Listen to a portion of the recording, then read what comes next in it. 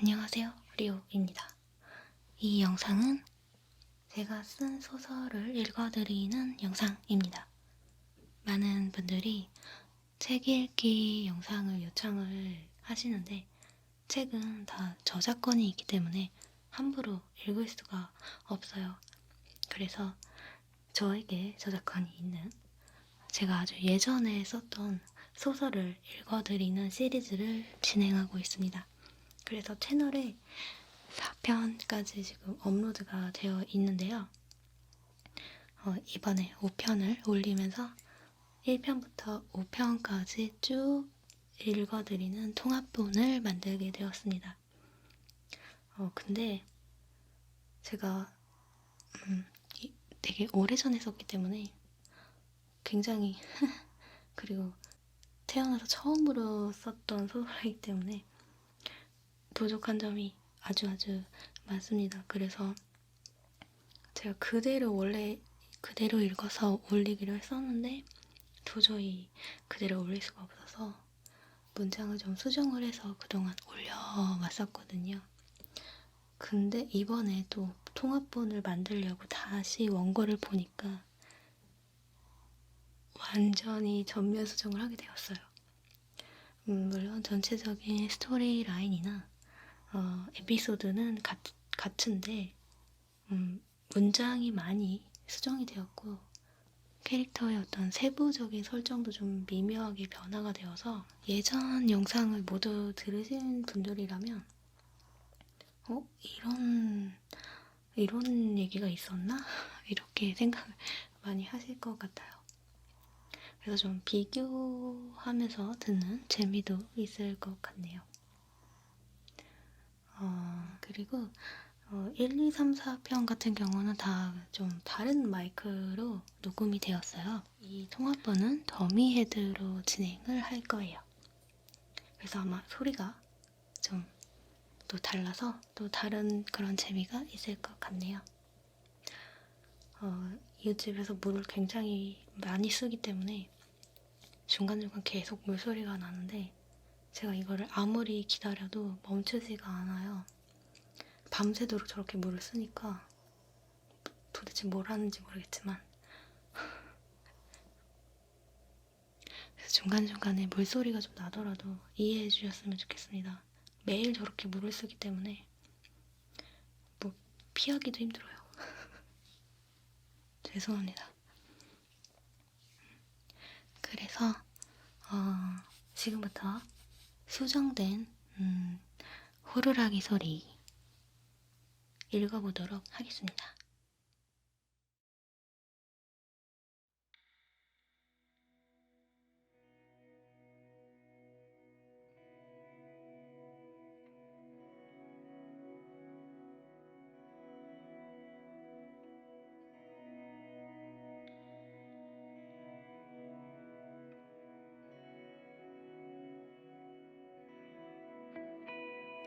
내일이면 이곳 가도 안녕이다.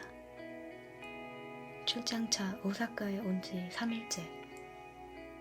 이 거리를 다시 걷게 될 날이 올까 하는 생각에 이곳저곳 카메라를 들이밀었다.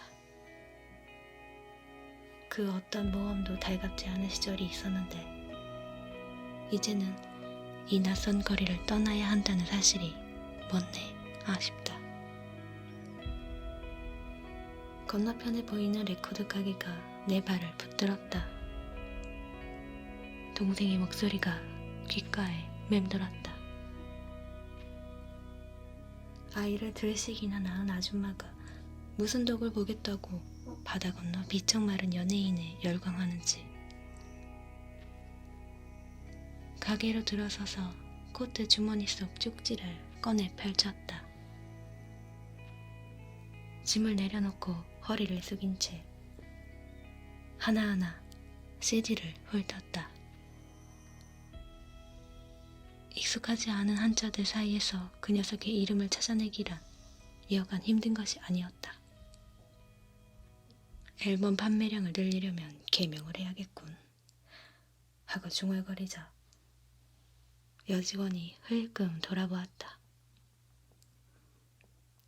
그냥 찾아달랄까 입을 때렸는데 마침 녀석의 이름이 눈에 들어왔다.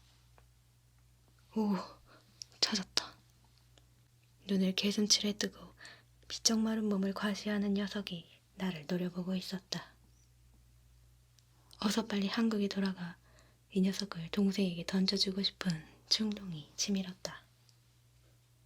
그러나 내 생각과 달리 나는 한참이나 그 자리에 서 있었다. 나는 그녀를 보았다.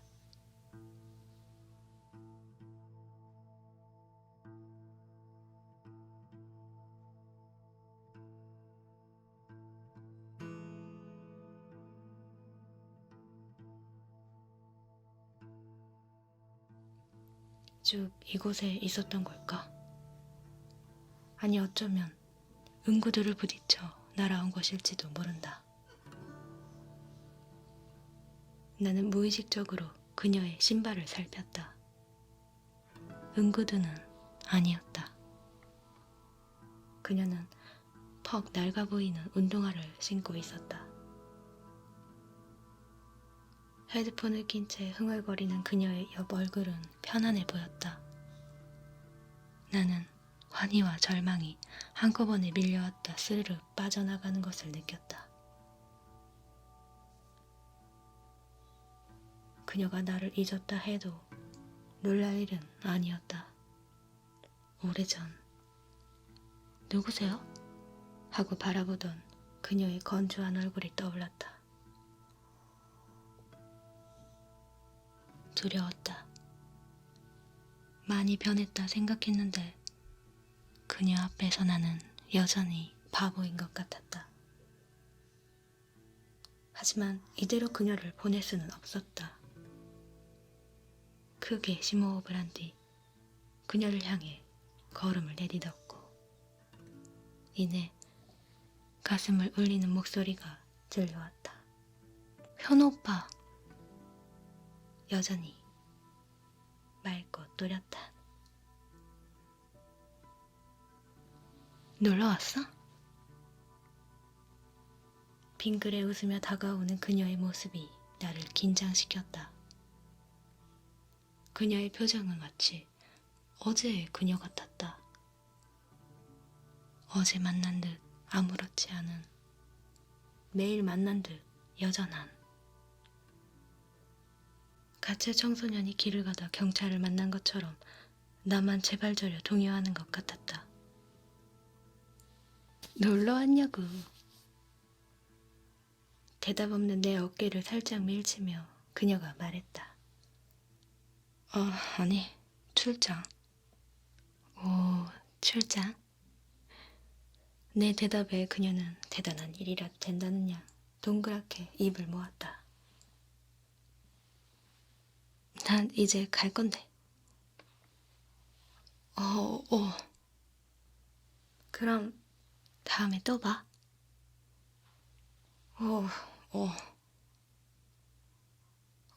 소리만 내는 나를 남겨두고 그녀는 문을 향해 걸어갔다. 다음에 또 봐라니.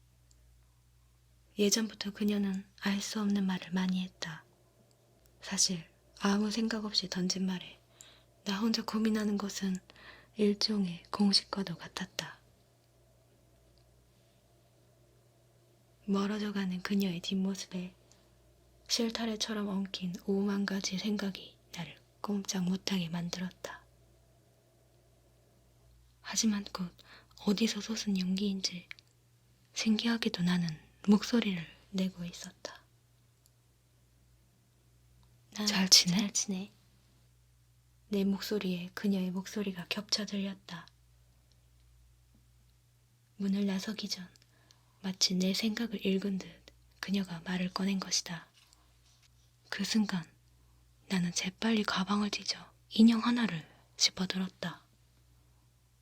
조카들을 위한 선물로 기념품 코너에서 산 것이었다. 그러고 보니 나는 왜 하필 이곳을 고른 것일까? 새삼 운명이란 놈이 다시 고개를 드는 것 같았다. 도로시네. 라고 말하는 그녀의 얼굴 가득 미소가 번졌다. 인형을 품에 안고 손을 흔들던 그녀는 곧 문 밖으로 사라졌다.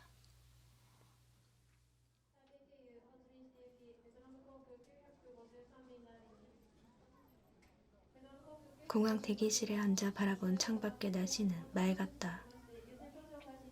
다른 때엔 잘만 내리던 폭설도 올해는 잠시 쉬기로 한 모양이었다. 결국 아무 일도 일어나지 않은 것이다. 혹시나 하는 기대를 걸어보았지만 역시나였다.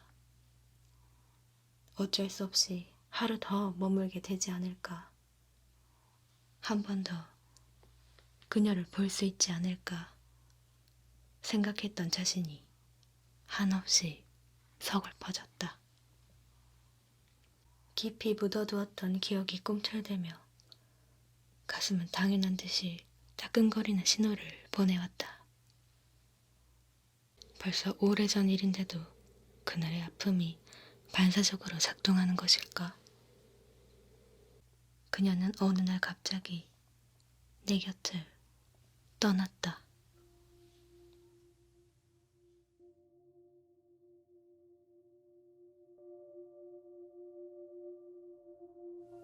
마지막 편지를 읽고 그녀의 집에 도착했을 때 이미 그녀는 그곳에 없었다.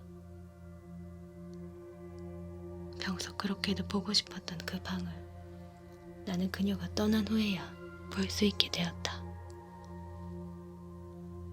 라임 그린색 커튼 탓인지 그곳은 마치 신비로운 숲과 같아서 나는 잠시 영원히 시간이 멈출 것이라는 착각에 빠졌었다. 반쯤 열린 서랍이 나의 궁금증을 폭발시켰다. 서랍 안에는 그녀에게 전한 나의 첫 편지, 우리가 함께 나눈 필담의 흔적들, 내가 그녀에게 준 첫 선물, 내가 그녀에게 의미가 되길 바랐던 모든 것들이 고스란히 자리하고 있었다. 우습게도 나는 귀를 뚫지도 않은 그녀에게 귀걸이를 선물했었다. 만남을 시작한 지 얼마 되지 않은 어느 날이었다. 패밀리 레스토랑에서 순서를 기다리던 중에 잡지를 읽던 그녀가 어느 연예인의 귀걸이를 어루만지는 것을 보았기 때문이다. 몰래 그 귀걸이의 사진을 찍어놓느라 얼마나 진땀을 뺐는지 모른다. 나 귀 안 뚫었는데? 내가 내민 선물을 본 그녀는 별로 놀랍지도 않다는 표정으로 말했다. 스스로를 꽤나 관찰력 있는 인간이라 자부하며 살아왔는데 그녀의 귀는 태어날 때 그대로의 모습을 간직하고 있었다. 내가 왜 귀를 뚫지 않았냐고 묻자 그녀는 안 뚫은 귀가 갖고 싶어서 라고 말했었다.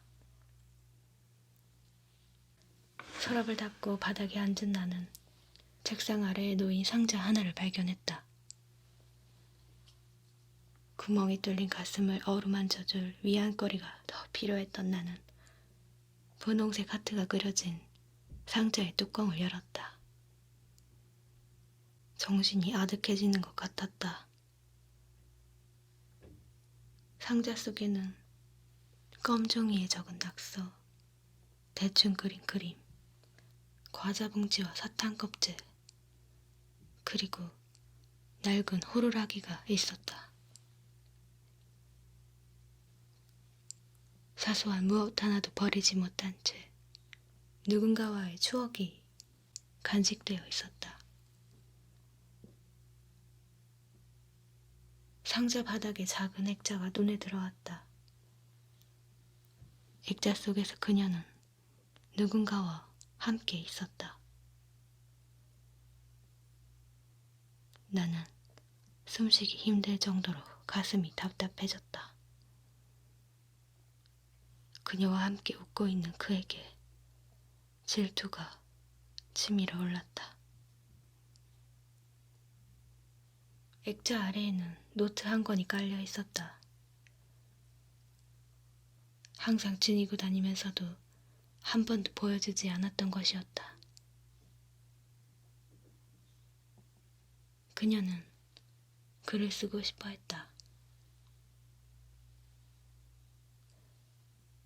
어느 날 나와 함께 간 서점에서 그녀는 그 노트를 집어들고 말했다. 이게 딱 좋아. 줄이 있으면 뭐든 망설이게 되니까.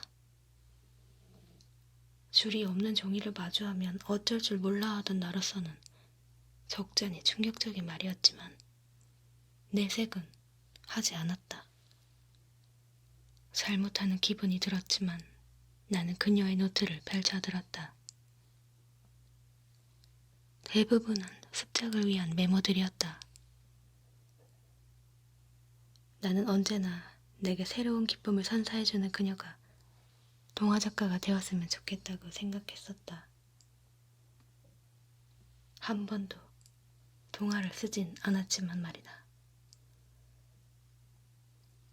책장을 넘기던 나는 귀퉁이에 적힌 한 문장을 발견했다. 나를 방해하지 말아줘. 어딘가 처절한 그 문장에서 눈을 뗄 수 없었다. 무엇이 그녀를 이토록 괴롭게 했던 것일까? 나는 액자 속 그에게 알 수 없는 분노를 느꼈다. 바래버린 노트 속 눈물 자국이 그것을 더욱 부추겼다. 가져가고 싶은 게 있으면 그렇게 해요. 그녀의 어머니가 애써 담담히 말을 했다. 감사합니다. 너무 아파하지 말아요. 그의 마음은 현우 씨가 더 잘 알죠? 나는 고개를 끄덕였지만 사실은 하나도 아는 것이 없었다. 몇몇 물건을 챙겨 방을 나서려는데 그녀의 숲이 금방이라도 무너질 듯 위태로워 보였다. 그녀는 그렇게 그녀의 세상을 버렸다. 그리고 나도 버려졌다. 잿빛으로 뒤덮인 황량한 시골. 강아지 토토가 유일한 친구였던 도로시. 어느 날 갑자기 불어닥친 회오리 바람이 그녀의 인생을 송두리째 바꿔놓았듯이 그녀는 내 인생을 변화시켜 놓았다. 그리고 나는 아직까지 내 가슴 속에서 그 바람이 휘몰아치고 있다는 것을 알았다.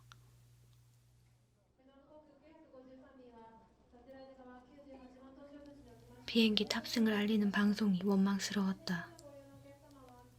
어제 그녀를 그렇게 보내는 것이 아니었는데 탑승구를 향하는 발은 쉽사리 떨어질 생각을 하지 않았다.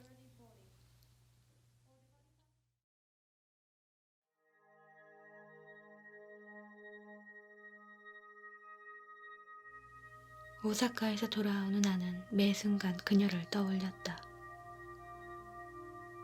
밥을 먹을 때에도, 일을 할 때에도, 거리를 걷다가도 튀어나오는 그녀와의 기억이 나를 현실의 사람으로 내버려두지 않았다.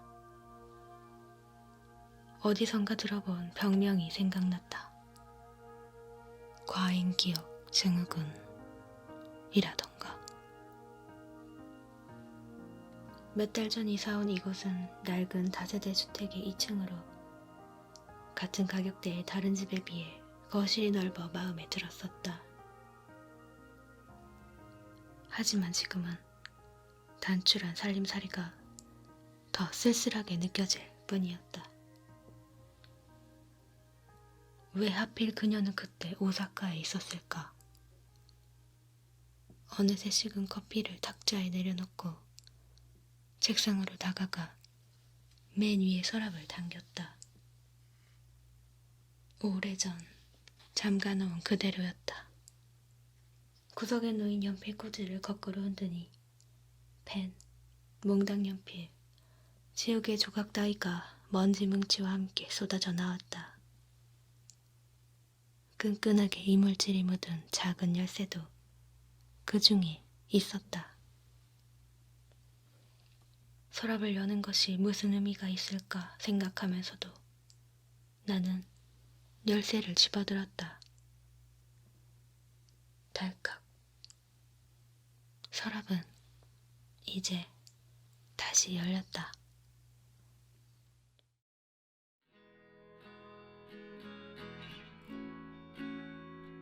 내가 그녀를 처음 본 것은 오래전 적당히 쌀쌀한 어느 날 어느 역 플랫폼에서였다.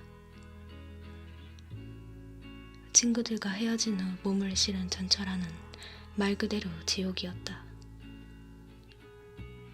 더 이상 설 자리가 없어 보이지만 역에 정차할 때마다 사람들이 꾸역꾸역 밀려들었다. 불쾌한 냄새가 뒤섞인 그 속에서 나는 옴짝달싹 못한 채 목적지까지 실려가고 있었다. 문이 열리자 앞다투어 내린 사람들이 바쁜 걸음을 재촉했다. 평소라면 그 틈에 끼어 함께 종종 걸음을 쳤을 테지만 어째서인지 그날은 그러고 싶지 않았다. 나는 잠시 기둥에 기대어 혼란이 진정될 때까지 기다리기로 했다. 걸어가는 사람들의 뒷모습이 쓸쓸해 보였지만 곧 그것이 훈련된 감상이 아닌가 하는 생각이 들었다. 춥지는 않아도 얼굴을 스치는 바람은 낭만적인 겨울의 냄새를 풍기고 있었다. 나는 문득 겨울을 왜 낭만적이라고 생각하는 걸까 의문이 들었다. 별일이었다. 평소엔 아무것도 아니었던 그저 흘러가는 생각들이 새삼 하나하나 이상한 것처럼 느껴지는 날이었다. 스쳐가는 한 아저씨의 옷깃에서 익숙한 담배 향이 풍겨왔다. 아직 습관을 버리지 못한 오른손이 저도 모르게 점퍼 속 주머니로 향했고 순간 끊었지 허탈한 웃음이 삐져나왔다. 괜스레 주머니를 뒤적이던 손끝에 미끈한 감촉이 닿았다. 손가락에 취업 대비 교재 영수증으로 쌓여진 껌이 붙어나왔다. 귀퉁이에 삐죽 튀어나온 껌이 나를 보고 비웃는 것 같았다. 학생이라는 방패막이가 사라지고 청년 실업자 딱지가 붙은 지도 어느덧 2년째. 나는 삶의 의미란 게 다 무엇인가 그랬었다. 점수에 맞춰 들어간 대학이 뭔가를 해줄 것이라는 기대는 애초에 말이 되지 않는 것이었다. 그저 아무 곳이나 나를 받아주는 데가 있다면 그걸로 좋겠다 싶었지만 그것도 결코 쉬운 일은 아니었다. 갑자기 뱃속에서부터 뭔가가 치밀어 올랐다. 통증을 짓누르듯 가슴을 두드리고는 떼어낸 껌을 꼭꼭 뭉쳐 쓰레기통에 던져 넣었다. 몸을 틀어 바라본 계단은 방금 전에 소란이 무색하게 으스스한 정적에 쌓여 있었다.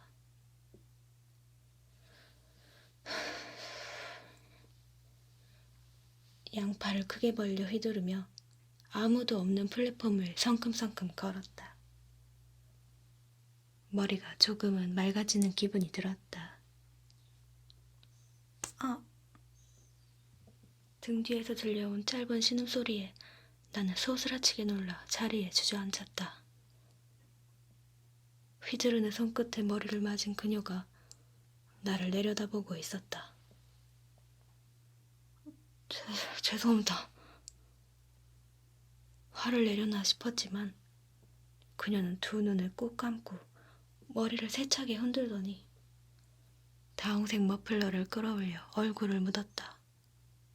그리고는 곧 내가 보이지 않는 사람처럼 나를 지나쳐 계단으로 향했다. 길고 검은 머리카락으로 감겨진 다홍색 머플러가 유난히도 선명히 눈에 들어왔다. 역을 나선 그녀는 횡단보도 앞에 서서 신호가 바뀌길 기다렸다. 그리고 나는 조금 뒤에 떨어져 그 모습을 지켜보고 있었다.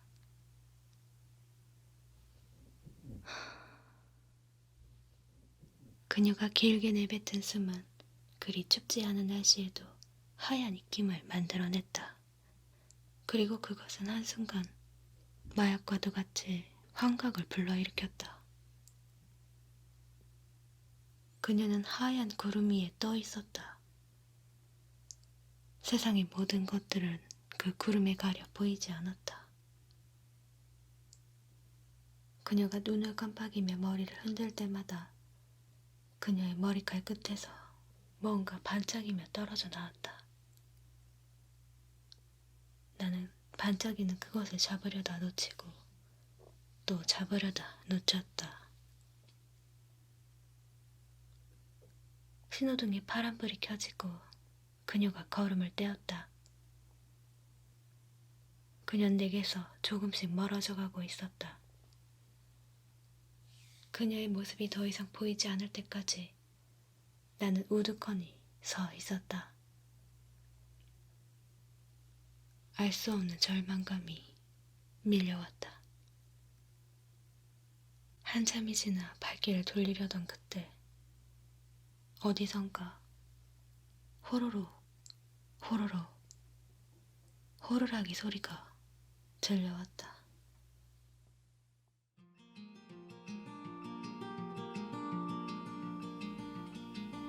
나는 어느새 그녀를 뒤쫓고 있었다. 얼굴이 보일 정도의 거리에서 들키지 않게 따라가는 일은 생각보다 힘들었다.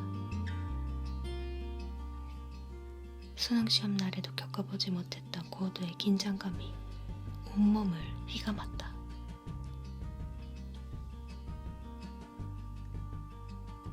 그녀는 누군가와의 짧은 통화를 마친 후 자리에 멈춰서서 고개를 흔들었다. 플랫폼에서 나와 부딪혔을 때 그랬던 것처럼 무슨 의식이라도 진행하느냐 두 눈을 꼭 감고 뭐라고 중얼거렸다. 뭐 하는 거지? 잠시 생각하는 사이 그녀는 저만치 앞서 걷고 있었다. 놓치세라 부랴부랴 앞으로 나아가는데 휙! 그녀가 뒤를 돌아봤다. 뚱 한 눈동자가 이번엔 나를 올려다보고 있었다.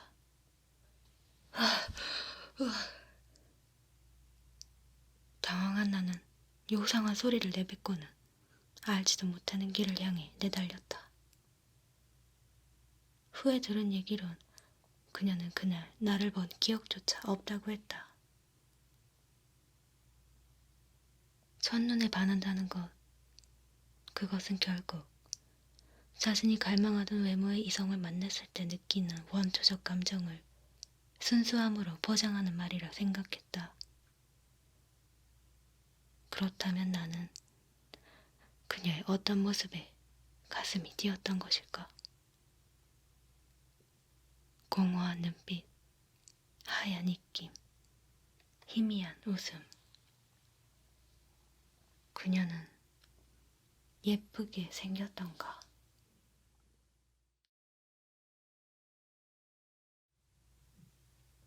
열린 서랍 속에서 분홍색 하트가 그려진 상자를 꺼내들었다.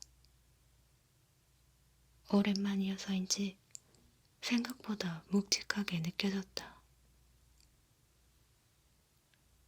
상자의 뚜껑을 열기도 전에 옅은 딸기향이 흘러나왔다.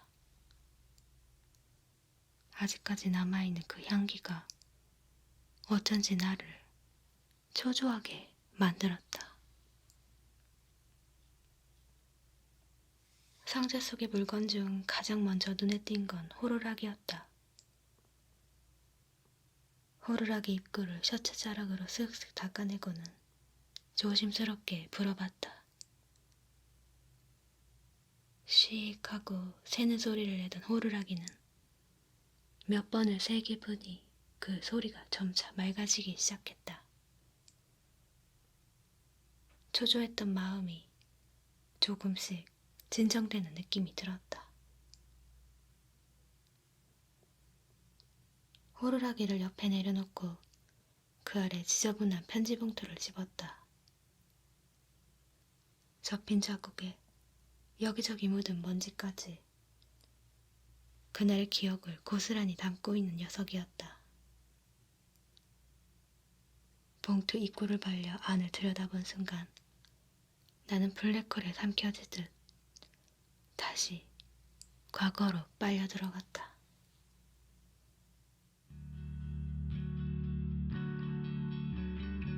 그녀를 처음 본 그날 이후 나는 매일 같은 시간에 역 주변을 어슬렁거렸다. 바보 같은 짓이라고 스스로를 나무라면서도 그 시간만 되면 어느새 발걸음은 역으로 향하고 있었다. 일주일, 또 일주일, 또 일주일. 한 달이 다 되어가도록 그녀의 모습은 보이지 않았다. 환영을 본 건 아닐까? 그날 모임에서 평소에 마시지 않던 술을 섞어 마신 것이 원인일지도 몰랐다. 그녀의 하얀 입김이 머릿속에서 점점 희미해져 가고 있었다. 어느 날이었다. 매일 반복되는 일상이 새삼스레 어깨를 짓누르는 아침이었다.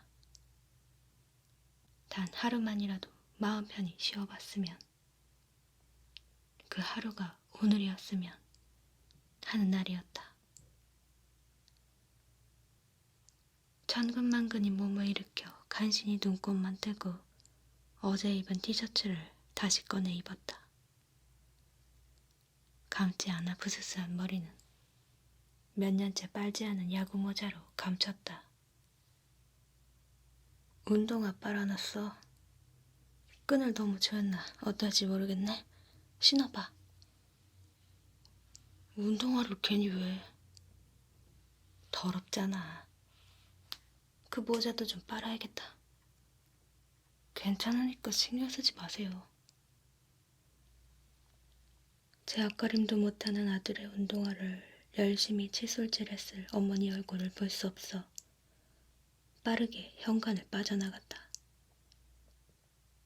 공부 열심히 해, 아들.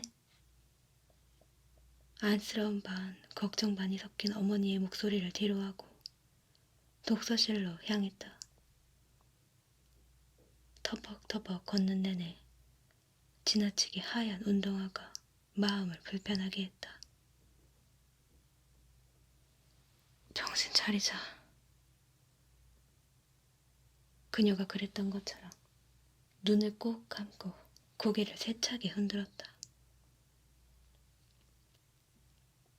눈을 뜨면 새로운 내가 되어 있기를, 부끄럽지 않은 자식이 될 수 있기를,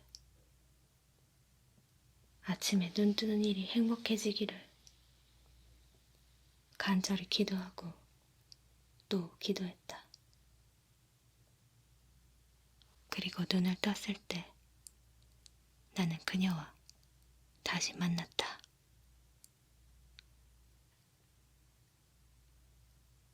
건너편에서 걸어가는 그녀의 걸음걸이는 꼭 장난감 병정처럼 투박했다. 나는 땅만 보며 걷고 있는 그녀가 앞사람과 부딪힐까 조바심이 났다. 난생 처음 무단횡단을 해 그녀의 뒤를 쫓았다. 경적 소리와 함께 들려오는 욕설 때문인지 아니면 그녀를 다시 만나서인지 심장이 튀어나올 듯 쿵쾅거렸다. 자세히 보니 그녀는 그저 땅을 보고 걷는 것이 아니었다. 그녀는 여러 색의 돌이 섞인 보드블럭 속에서 어떤 돌만 골라 발을 내딛는 것 같았다. 바닥에 뭐가 있나 싶어 살펴봤지만 깨진 유리 조각이나 껌 조각 같은 건 보이지 않았다. 뭐지? 이 순간을 기다리며 그녀에게 건넬 한마디를 수없이 상상했었지만 나는 머릿속을 하얗게 비운 채 몰래 그녀의 뒤를 쫓을 뿐이었다. 우리의 두 번째 만남은 그녀가 사람이 몰려드는 지하철역 계단으로 내려가면서 끝이 났다. 머리들 틈에서 사라져가는 다홍색 머플러를 보며 어쩐지 또 만날 수 있을 것이라는 생각이 들었다. 그리고 신기하게도 얼마 지나지 않아 나는 다시 그녀를 발견했다. 그녀는 생각보다 훨씬 가까운 곳에 있었다. 그동안 왜 한 번도 보지 못했는지 의아할 정도였다. 내가 사는 아파트 단지에서 10분 남짓 떨어진 주택가에 오래됐지만 고풍스러운 2층 집이 한 채 있었다. 우리 집 막내 격인 요크셔 테리어 예삐의 산책길에 항상 지나는 5월이면 담장에 빽빽하게 피는 장미가 무척 아름다운 집이었다. 여느 때처럼 저녁 식사 후 예삐의 산책길에 나선 나는 장미 덩굴 앞에 서 있는 그녀를 보았다. 놀라움과 함께 묘한 안도감이 느껴졌다. 그녀는 대문에 걸린 빨간 우편함을 쓱 훑어보고는 안으로 들어갔다. 그래, 바로 저거야. 예삐를 품에 안고 동네 문방구로 달려간 나는 그녀에게 내 마음을 전달할 기가 막힌 디자인의 편지지를 당연히 찾지 못했다. 문방구 맨 구석에 외롭게 서 있는 진열대에는 먼지 쌓인 편지지 몇 개가 나뒹굴고 있었다. 양갈래 머리에 눈이 왕방울만한 캐릭터와 눈이 마주쳤지만 그에게 마음을 털어놓을 용기는 나지 않았다. 빈손으로 돌아온 나는 동생의 방으로 향했다. 대학을 졸업하자마자 취업에 성공한 동생은 직장 동료와 눈이 맞아 일사천리로 결혼까지 해치웠다. 어른들이 이야기하는 인생의 정도를 걷고 있다고 할까? 이리저리 방황하며 자리 잡지 못하고 있는 나에게 동생의 삶은 늘 비교 대상이었다. 문을 열고 들어서니 당장이라도 동생이 튀어나와 남의 방에서 뭐해? 하고 발길질을 할 것 같은 느낌이 들었다. 농담 반 진담 반. 부부싸움 후에는 여기에 와서 자야 한다면서 웬만한 것들은 다 그대로 두고 간 탓이었다. 뭘 할 사람도 없는데 괜히 긴장이 돼서 빠른 속도로 책상 서랍을 훑었다. 요즘 애들답지 않게 연애하는 동안 손편지를 주고받았다고 하니 쓸만한 편지지 하나쯤은 건질 수 있을 것 같았다. 얼마 후 나는 마음에 쏙 드는 편지지를 손에 넣을 수 있었다. 흰색 바탕에 그려진 깔끔한 붉은 리본을 보고 있자니 이미 내 마음이 전해진 듯 뿌듯했다. 고마워. 나는 책상 위 액자 속에서 V를 그리고 있는 동생을 향해 엄지를 지켜세웠다. 편지지를 앞에 둔 나는 새로운 문제에 직면했다. 필통을 쏟아봐도 적당한 것이 없었다. 똥이 잔뜩 묻어나오는 볼펜과 샤프 펜슬, 노란색 형광펜이 전부였다. 순간 내 방이 척박한 서부의 사막처럼 느껴졌다. 형형색색의 펜으로 노트를 정리하던 독서실 옆자리에 고시생이 생각났다. 공부는 역시 그렇게 하는 건가? 나는 다시 동생의 방으로 향했다.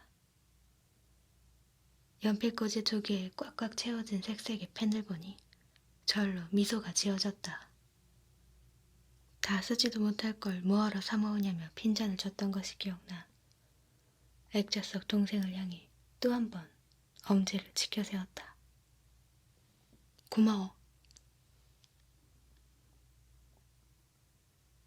온통 일본어라 무슨 색인지 알 수 없었지만 어쨌든 가독성이 좋으면서 너무 튀지 않는 색의 펜 몇 개를 골라들고 방으로 돌아왔다.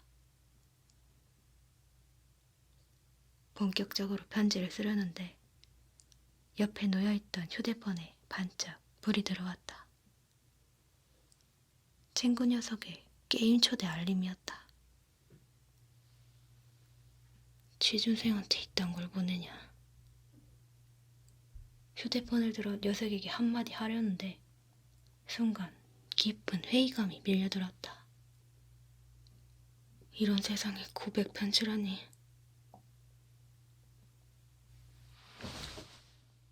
나는 펜을 내팽개치고 침대에 벌렁 들어누웠다.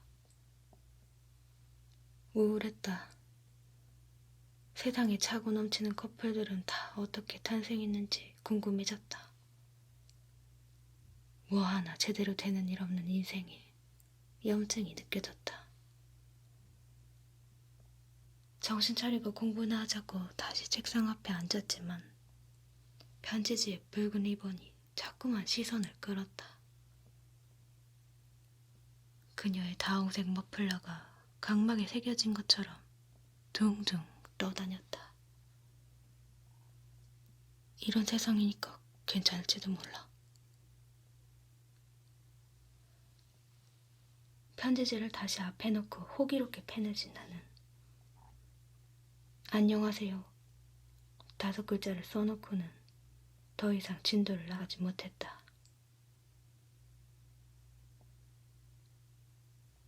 고작 손바닥만한 편지지가 광활한 대지처럼 확대되어 보였다. 수백 편의 자기소개서를 썼던 실력은 다 어디로 간 건지. 의심과 망설임, 자학을 반복하는 동안 어느새 편지지는 마지막 한 장이 남아있었다. 편지지야, 내일이든 또 새로 사면 될 것을. 어쩐지 마지막 한 번의 기회가 남은 것처럼 느껴졌다. 나는 구구절절한 변명도 처지에 대한 포장도 그만두고 솔직해지기로 했다. 그렇게 딱 한 장의 편지를 채웠다. 마치로 나는 그녀의 집으로 찾아갔다. 남들은 미래를 위한 숨가쁜 일정에 정신이 없는데 이게 웬 한심한 짓인가. 하지만 그녀의 집 앞에 이르러서는 더 이상 아무 생각도 나지 않았다. 나는 누가 볼세라 조심조심 2층 집을 살폈다. 빨간 우편함이 걸린 대문의 기둥에는 부부의 이름이 새겨진 명패가 걸려 있었다. 도성민, 지서영. 부모님이겠지? 그리고 두 이름 사이에는 뭔가로 긁어놓은 듯 보이는 희미한 글자가 있었다.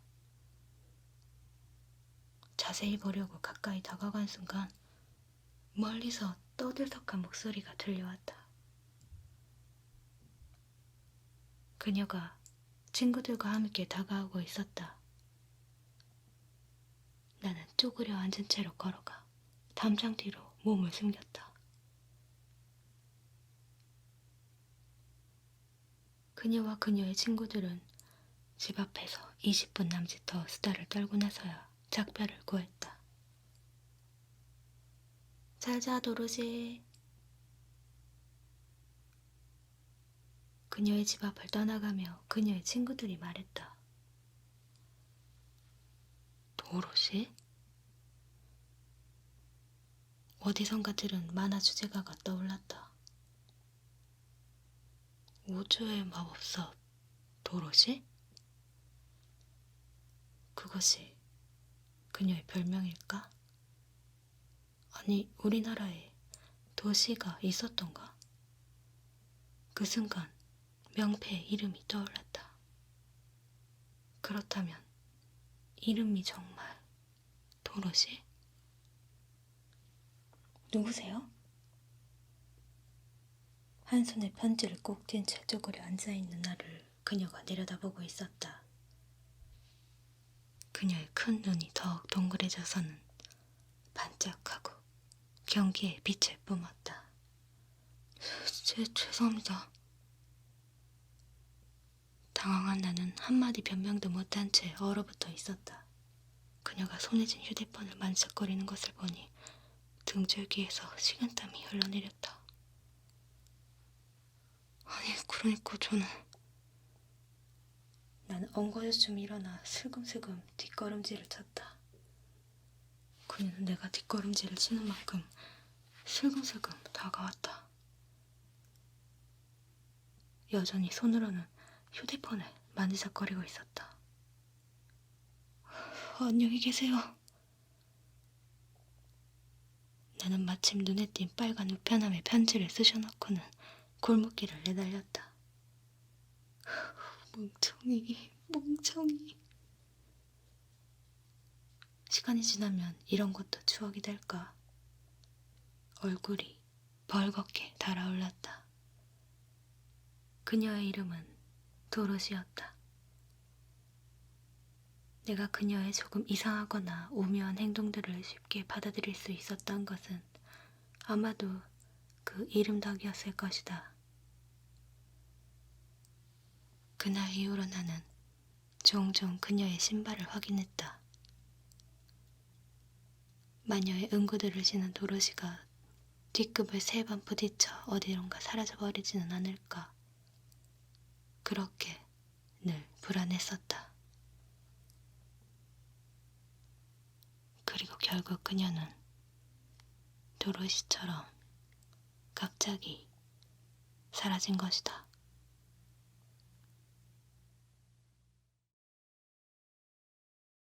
먼지투성이 편지봉투의 리본은 색이 다 발에 희미해졌지만 편지지 속의 리본은 그녀의 다홍색 머플러처럼 여전히 선명한 붉은색을 띠고 있었다.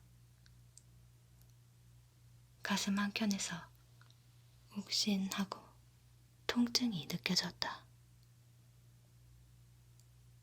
편지를 상자에 담고 냉장고에서 물병을 꺼내 벌컥 들이켰다.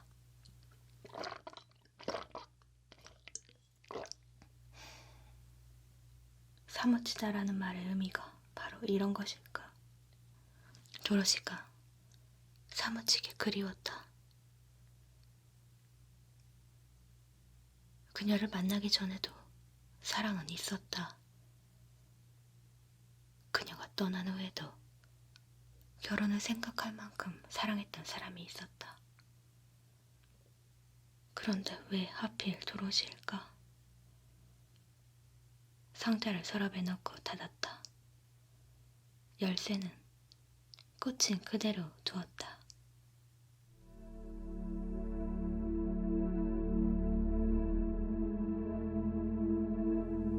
일을 하는 둥 마는 둥 어느덧 오후 3시가 다 되어가고 있었다. 현우씨 오늘 시선한테 가지? 네. 나도 외근하고 싶다. 대신 가세요. 에이, 시선이 현우 씨 좋아하는 거 다 아는데. 시선은 베스트셀러를 몇 권이나 낸 경제 전문가였다.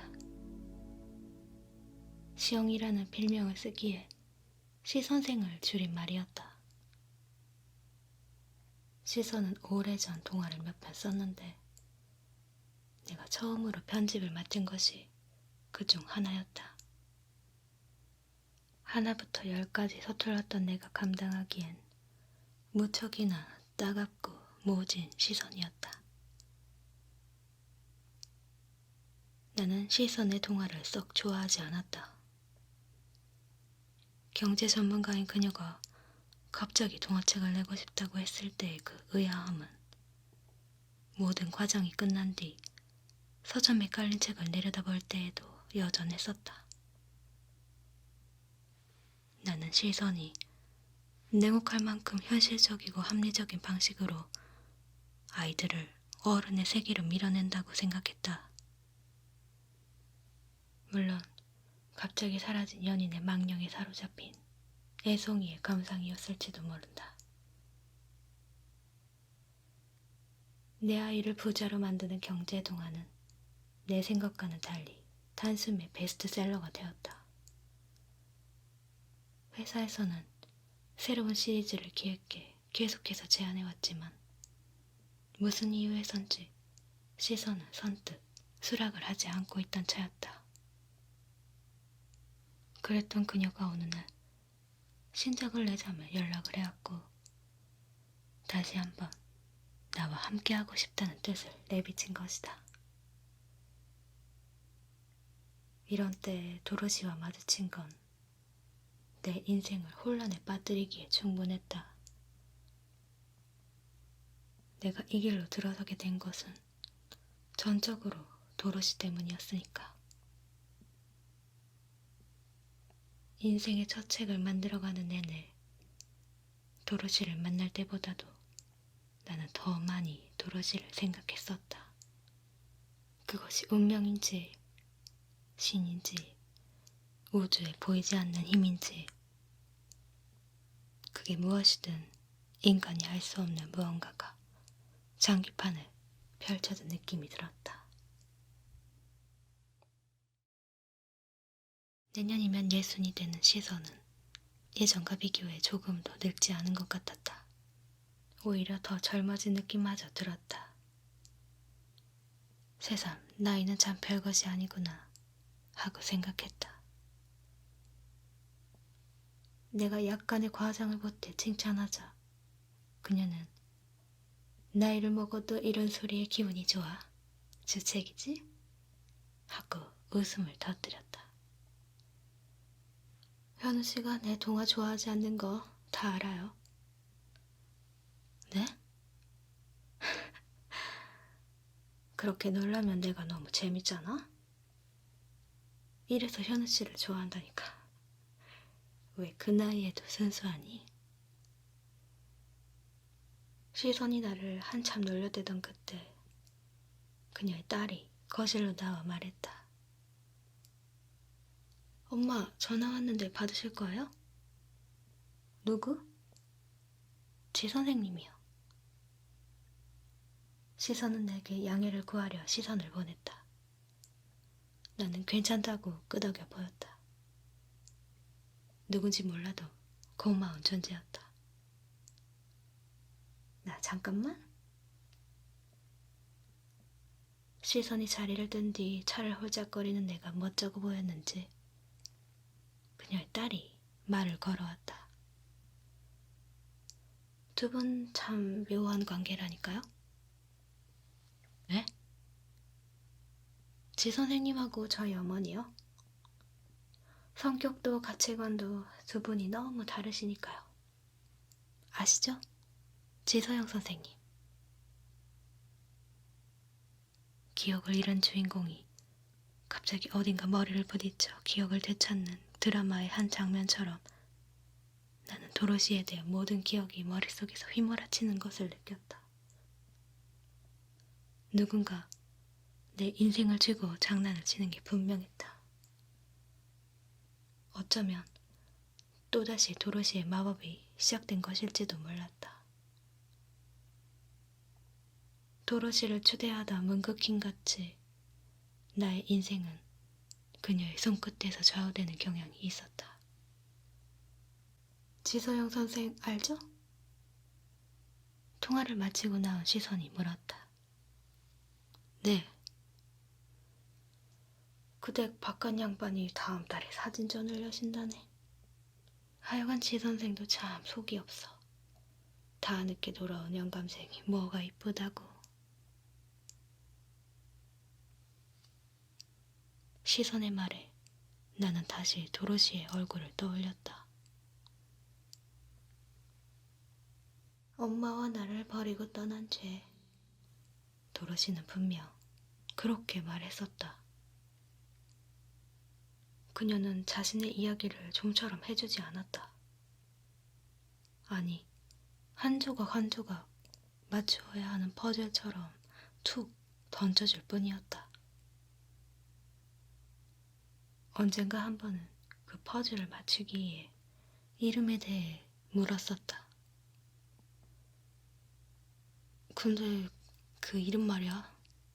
누가 지어주신 거야? 평범한 이름은 아니잖아. 이상하다는 뜻은 절대 아니고.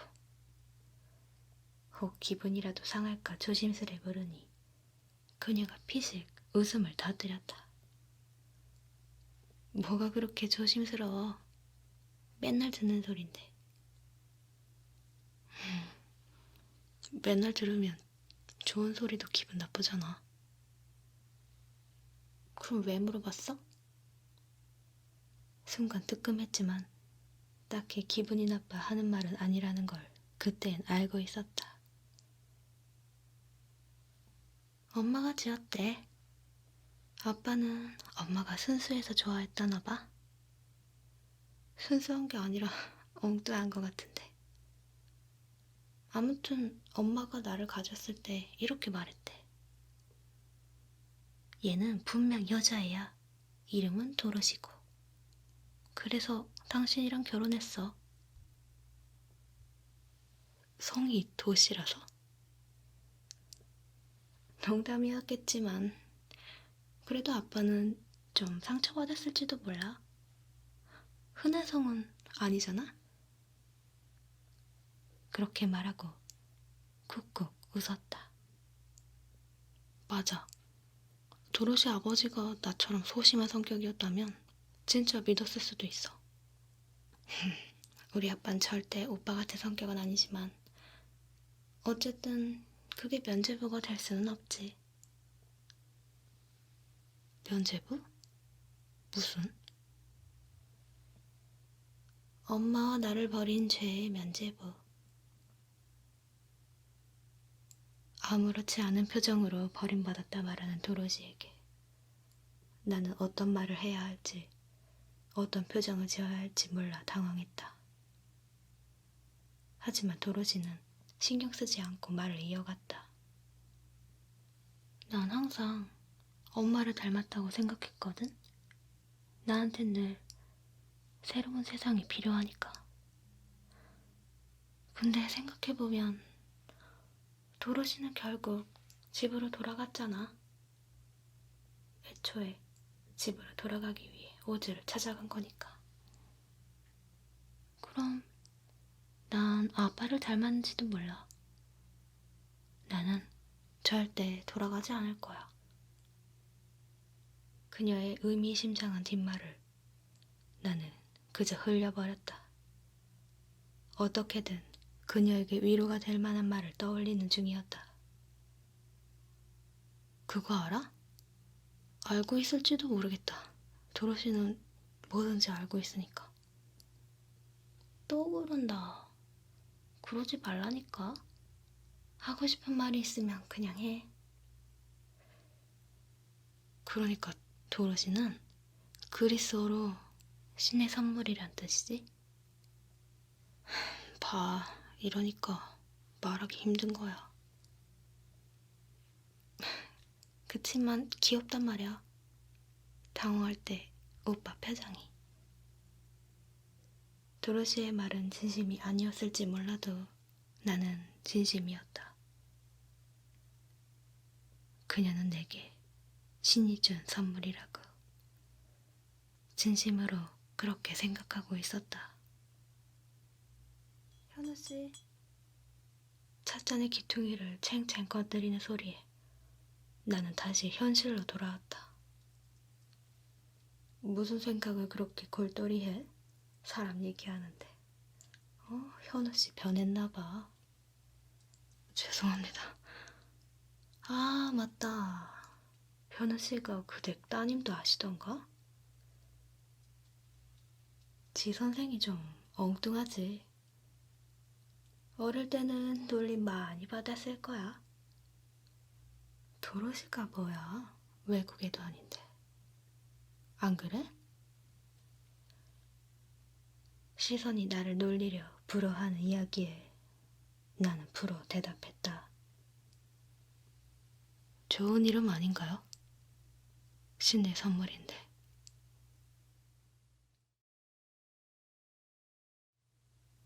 시선의 집을 나선 나는 근처 공원 벤치에 자리를 잡고 앉았다.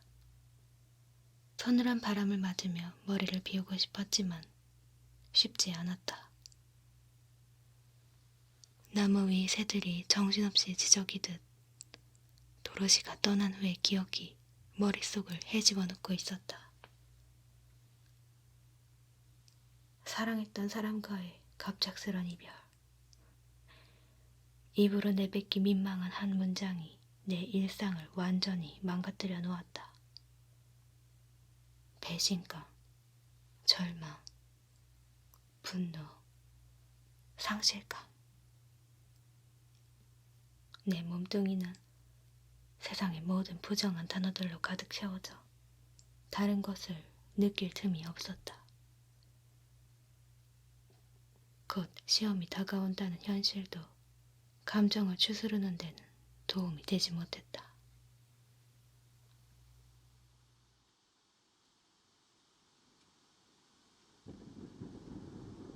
그 즈음 며칠은 밤마다 장대비가 쏟아졌었다. 천둥 번개가 검은 하늘을 가를 때마다 어두운 내 마음도 산산이 갈라놓았다. 그녀와 함께했던 길을 피해 걷고 빈캔을 바닥에 내팽개쳤다.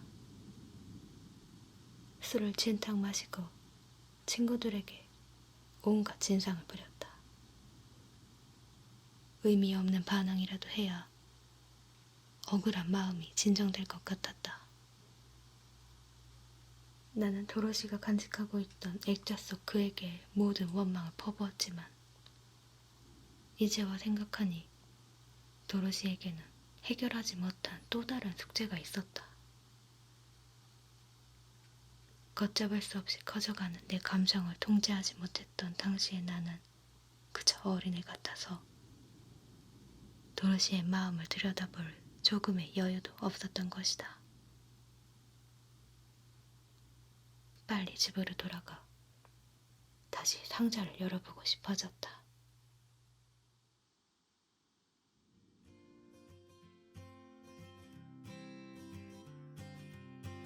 빨간 우편함에 편지를 구겨넣고 도망온 이후 나는 그 짧은 만남을 머릿속으로 몇 번이고 다시 쓰며 바보 같은 자신을 탓했다. 편지는 읽어봤을까? 나를 어떻게 생각하고 있을까? 그녀를 다시 볼 수는 있을까? 그렇게 며칠째 밤잠을 설치던 나는 그녀를 찾아가기로 마음먹었다.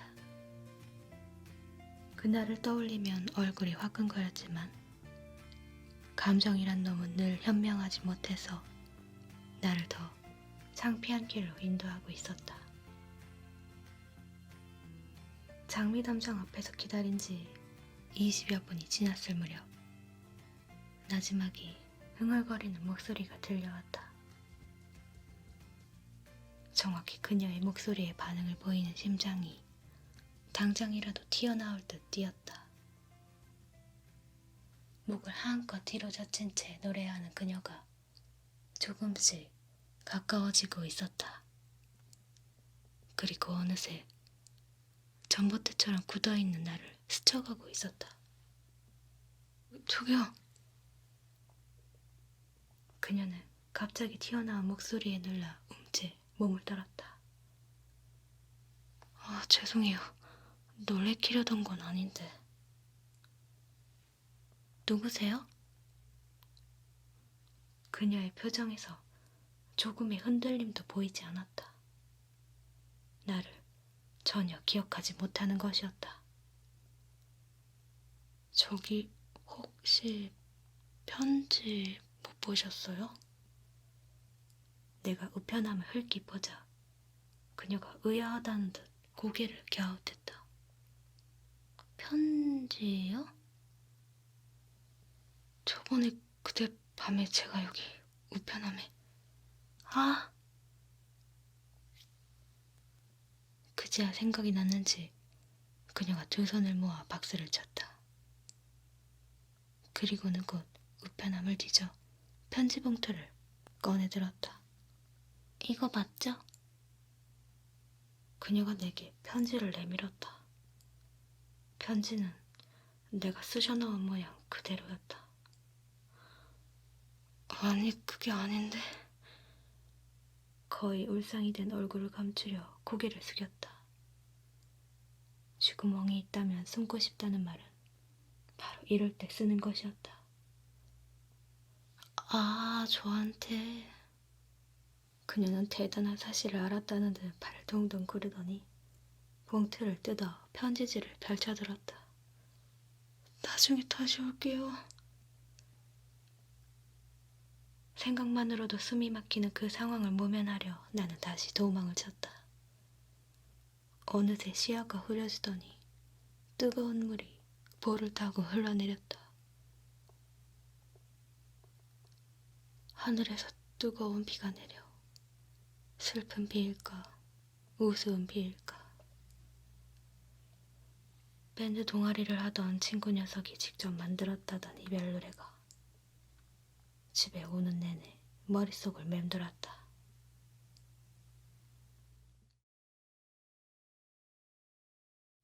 나중에 올게요 라고 했지만 그녀를 다시 찾아가지는 못했다. 편지에 번호를 적어 놓았으니 그녀에게서 연락이 없다면 그대로 끝인 것이었다. 설렘에 정말 불쑥불쑥 고개를 드는 수치심에 하루하루가 괴로웠다. 본격적으로 추워진 날씨는 더 이상 낭만적이지도 않았다. 제 살 길도 찾지 못한 주제에 남들 다 포기하는 연애를 꿈꾸다니 어불성설이지. 나는 공부에 매진하기로 했다. 누구세요? 하고 나를 보던 그녀의 눈빛이 생각나는 일도 줄어들고 있었다. 한두 달 뒤면 친구들과 술 한잔을 걸치며 30 되기 전에 바보짓 좀 해봤지 허세 가득한 농담을 할 게 분명했다. 여느 때와 다름없던 어느 밤이었다. 독서실에서 공부를 마치고 집으로 돌아오는 길에 편의점에 들러 카페인 음료를 하나 샀다. 계산을 마치고 문을 나서는 순간 나는 도로시의 환상을 보았다. 도로시는 한쪽 볼 가득 막대사탕을 물고 뚫어져라 나를 보고 있었다. 아, 내가 헛것을 다 보네. 나는 눈을 감고 고개를 흔들었다. 아닌데, 헛것. 그녀가 지나쳐가려는 내 옷자락을 붙들고 말했다. 나는 드라마의 엔딩 컷처럼 슬로우 모션으로 그녀를 돌아봤다. 편지 읽었어요. 근데 그 뒤로 안 보이셔서. 무슨 말이든 해야 하는데 좀처럼 입이 떨어지지 않았다. 지나가는데 편의점에 계시길래 이 동네에 사시나 봐요? 네.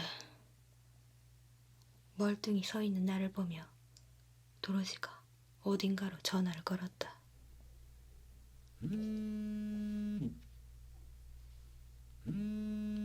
4년째 쓰고 있는 휴대폰이 주머니 속에서 요란하게 몸을 떨었다.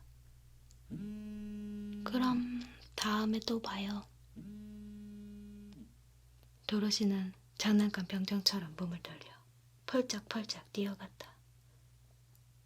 또 무슨 돌을 골라밟는 것인가 했지만 그저 민망함을 감추려는 몸짓 같았다. 나는 멀어져가는 그녀의 뒷모습을 오랫동안 바라보고 서 있었다. 하루가 지나고 또 하루가 지나고 또 하루가 지날 때까지 휴대폰에 찍힌 도로시의 번호를 보고 또 보았다. 그리고 열심히 쳐다본다고 연락이 오는 게 아니라는 걸 깨달은 어느 오후에 나는 드디어 통화 버튼에 손을 가져다 댔다. 그리고 그 순간 아주 오래된 멜로 영화의 주제가가 흘러나왔다. 그녀에게 지정된 세상에서 가장 달콤한 벨소리. 그것이 우리의 시작이었다.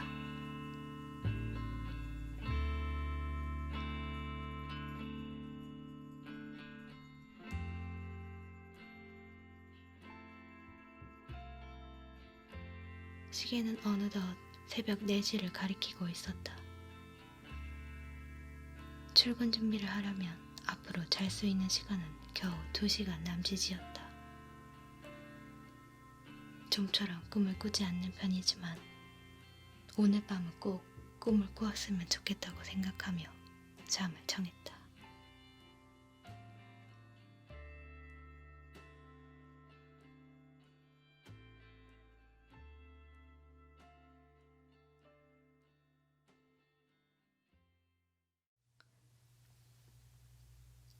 꿈은 꾸었지만 기억은 나지 않았다.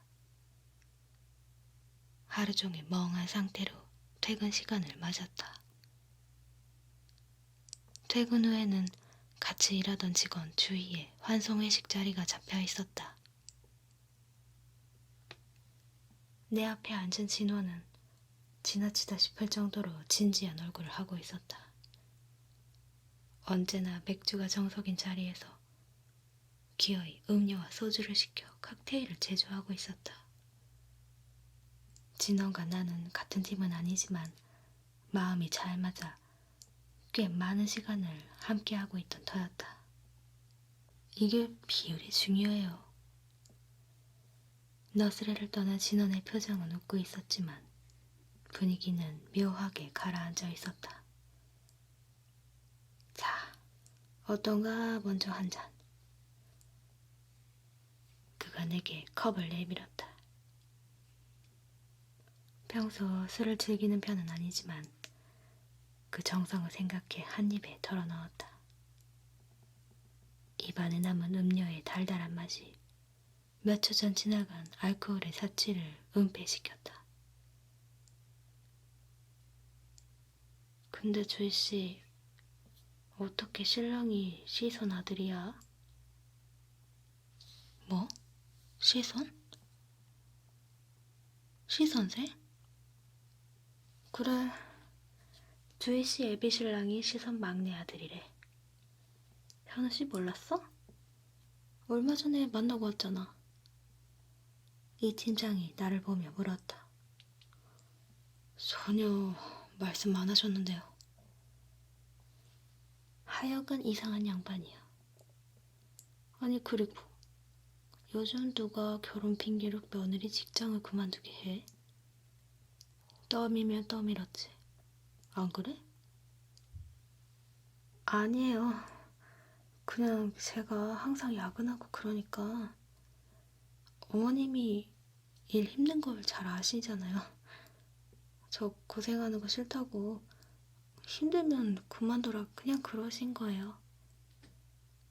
주희가 조심스레 시선을 감쌌다. 10길 물속 알아도 한 개의 사람 속 모른다는 말 누가 했을까? 정말 기가 막히지? 이 팀장이 뼈가 있는 말을 했다. 주희는 가만히 술을 들이켰다. 진호는 여전히 칵테일을 제조해 자작 중이었다. 그중 하나를 낚아채 내 입속에 털어넣고는 나지막이 말했다. 적당히 해. 진호는 말없이 미소를 지었다.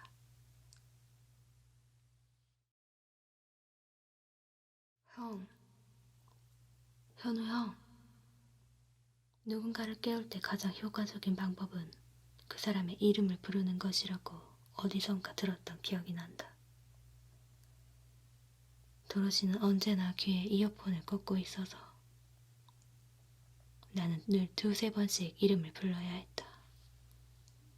그게 늘 서운해 핀잔을 주자 그녀는 이렇게 대꾸했었다.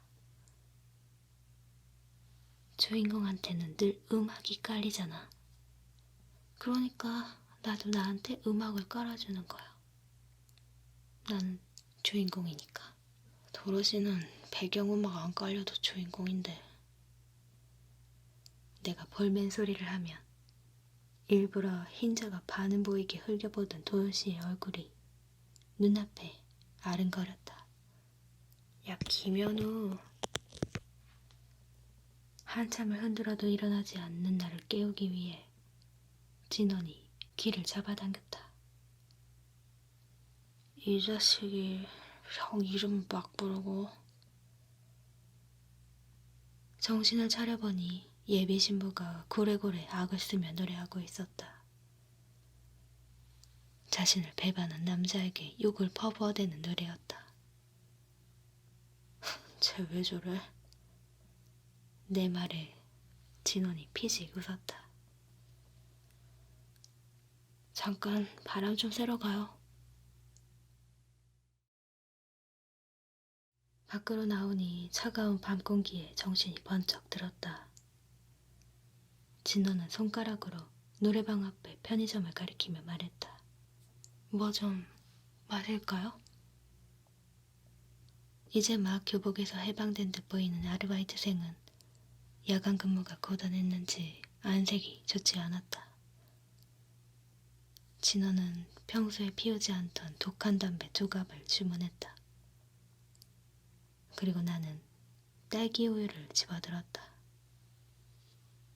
형 그런 거 좋아했구나? 진원이 놀리듯 웃었고 나는 어깨를 으쓱했다. 벌써 크리스마스네. 시간 참 빨라요.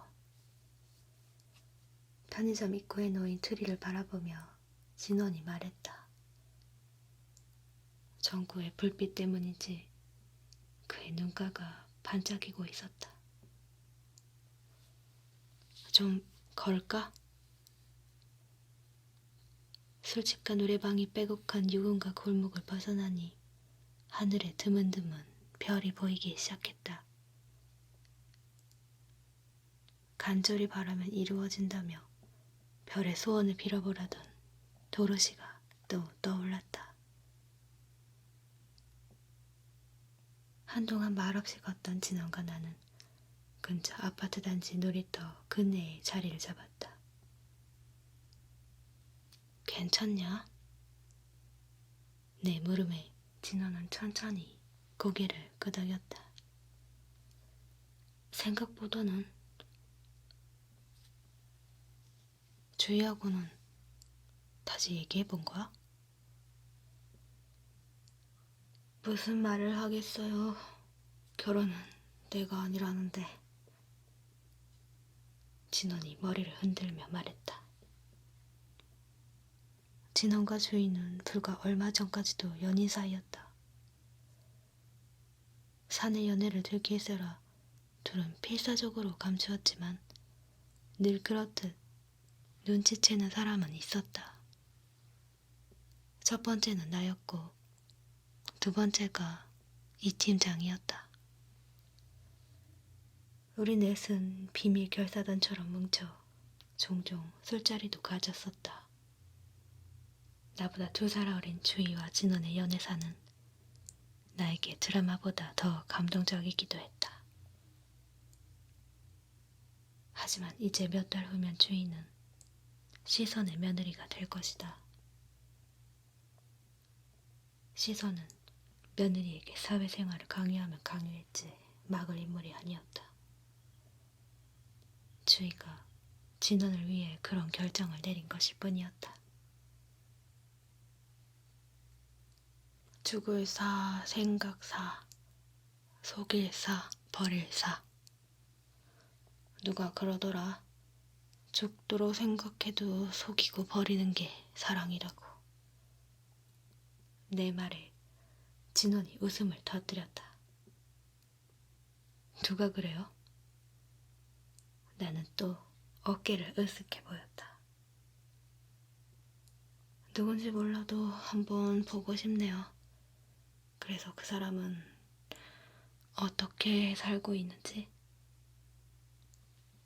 아주 잘 살고 있던데? 평온한 얼굴로.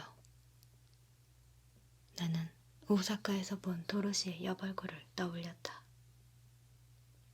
들고 있던 우유를 한 모금 들이키자 밍밍한 맛이 났다. 우유는 술 마시기 전에 마셨어야죠. 마셔볼래? 달아. 달콤하진 않지만. 뭔 소리래? 작가라 하시지 그랬어요. 진원이 4번째 담배를 입에 물며 말했다. 결혼이라. 도로시를 만나는 동안 나는 항상 그녀와의 결혼을 꿈꿨었다. 함께 아침을 맞이하고 하루를 정리하고 그녀를 닮은 아이를 낳아 그 아이가 말썽을 피울 때마다 부부싸움을 하고 그런 것들을 매일 상상했었다. 하지만 단 한 번도 그 뜻을 입 밖에 내어본 적은 없었다. 어쩐지 도로시는 결혼에 대해 회의적일 것이라고 생각했기 때문이다. 도로시의 어머니는 대학 새내기 시절 당시 같은 학교 강사였던 35살의 남자와 사랑에 빠졌다. 학교를 마치기도 전에 결혼을 했고 도로시를 낳았다. 하지만 그녀의 아버지는 도로시가 14살이 되던 해에 집을 떠났다. 그 이유에 대해서는 들은 바가 없지만 흔히 그렇듯 다른 여자가 생겨서 라는 결론을 내 멋대로 내리곤 했다. 물론 이건 역시도 입 밖에 낸 적은 없었다. 편견이었지만 어쨌든 나는 도로시에게 행복한 가정이나 결혼 생활에 대한 환상은 없을 것이라고 생각했다. 이제와 생각해보면 누군가와 함께 가정을 꾸릴 주제가 못 되는 나 자신에 대한 방패막이었을 뿐이었다. 회식에서 돌아온 후 주머니를 뒤져 잡동사니를 모두 꺼내놓았다. 딸기우유 때문인지 도로시를 만날 때 하던 행동이 불쑥 튀어나온 것이다. 도로시는 나를 만나면 항상 내 주머니에 손을 넣어 이것저것 확인하곤 했다. 23,000원. 이건 뭐 산 거야? 안 써있네. 처음에는 내가 다른 여자를 만날까 질투라도 하는 줄 알았지만 시간이 지나며 그저 단순한 관찰이라는 걸 알게 됐다. 그래도 행여나 정말 의심을 할까 싶어 나는 잘못한 것 없이도 간이 콩알만해졌다. 얼마 후부터는 늘 주머니를 확인하는 습관이 생겼다. 도로시에게 뭔가를 숨기려는 의도는 없었지만 괜히 마음을 졸이는 게 싫어서이다. 내 주머니에서 별로 나오는 게 없자 도로시는 정말 뭔가를 숨기는 것 같다며 화를 냈었다. 딸기우유 영수증에 딸기우유의 향이 배어 있었다. 우유를 좋아하지 않는 도로시가 언젠가부턴 편의점에만 가면 딸기우유를 집어들었다. 우유 싫어한다고 하지 않았어? 싫어하지. 근데 요즘 왜 자꾸 딸기우유만 마셔? 주인공이 딸기우유를 좋아하거든. 지금 쓰는 소설? 응. 소설 주인공이 좋아한다고 작가가 꼭 먹어야 하는 건 아니잖아. 주인공 마음을 모르는데 어떻게 글을 써? 그럼 도로시가 좋아하는 걸 주인공도 좋아하게 만들면 되잖아. 그럼 주인공이 전부 나여야 되잖아. 재미없어. 아, 그런가? 오빠는 쇼트케이크에 딸기를 먼저 먹어? 아니면 나중에 먹어? 쇼트케이크가 뭐지? 대답을 못하고 머뭇거리는 내 모습이 그녀의 크고 동그란 눈동자에 비쳐 보였다. 도로시의 눈동자는 보통 사람보다 밝은 빛의 갈색을 띠고 있었다. 대답을 기다리던 그녀가 답답하다는 듯 보충 설명을 했다. 맛있는 거 있으면 그거 먼저 먹는지 나중에 먹는지 그거 물어보는 거야. 어떤 옛날 드라마에서 여자는 딸기를 먼저 먹는 사람이었고 남자는 나중에 먹는 사람이었거든. 나는 내가 딸기를 먼저 먹는 사람인지 나중에 먹는 사람인지 잘 기억이 나지 않았다. 고민하는 사이에 도로시는 이미 저만치 앞서 걸어가고 있었다. 돌이켜보면 나는 너무 많은 시간을 망설이는데 흘려보냈다. 어쩌면 그것이 그녀와 나를 갈라놓은 원인일지도 모른다는 생각이 들었다. 구겨진 딸기우유 영수증을 잘 펼친 뒤 서랍 속 상자를 열었다. 상자 한 구석에 수북이 딸기우유 영수증이 쌓여 있었다. 딸기우유만큼은 내가 꼭 사주고 싶었었다. 이제는 글씨가 희미해진 영수증 위에 오늘의 새 영수증을 올려놓았다.